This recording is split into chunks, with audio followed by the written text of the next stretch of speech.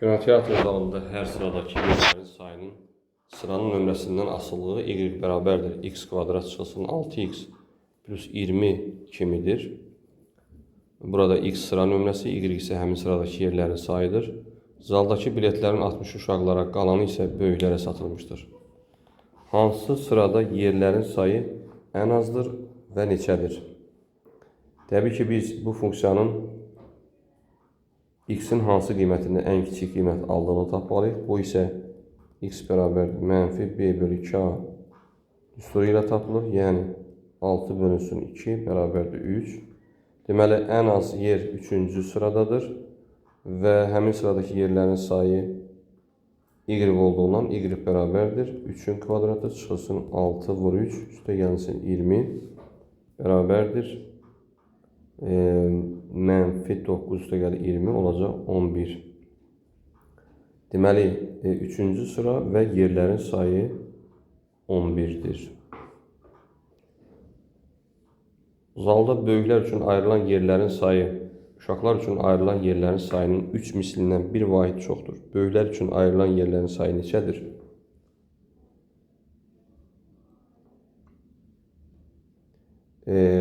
Zaldakı biletlərin 60 uşaqlara ayrıldığından, deməli, uşaqlara ayrılan yerlərin sayı 60-dır. Deməli, böyüklərə ayrılan yerlərin sayı isə bunun sayının 3 mislindən 1 vahid çox olduğundan 3 vur 60 bərabərdir 180. 180 üstə gəl 1 bərabərdir 181 olar.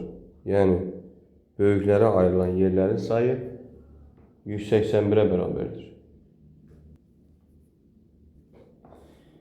5-ci sıradakı yerlərin sayının neçə faiz artırmaq lazımdır ki, yerlərin sayı 20-yə bərabər olsun? 5-ci sıradakı yerlərin sayını tapmaq üçün, deməli, bu funksiyada biz x-in yerinə 5 yazmalıyıq. Y bərabərdir 5-in kvadratı çıxılsın 6 vur 5 üstə gəl 20 bərabərdir 15. Deməli, 5-ci sırada 15 yer var. Biz 15-i neçə faiz artırmalıyıq ki, 20-yə bərabər olsun. Bunun üçün 20-dən 15 çıxsaq, deməli, biz 5 yer artırmalıyıq. 5 15-in neçə faizidir? 5 bölünsün 15 vurulsun 100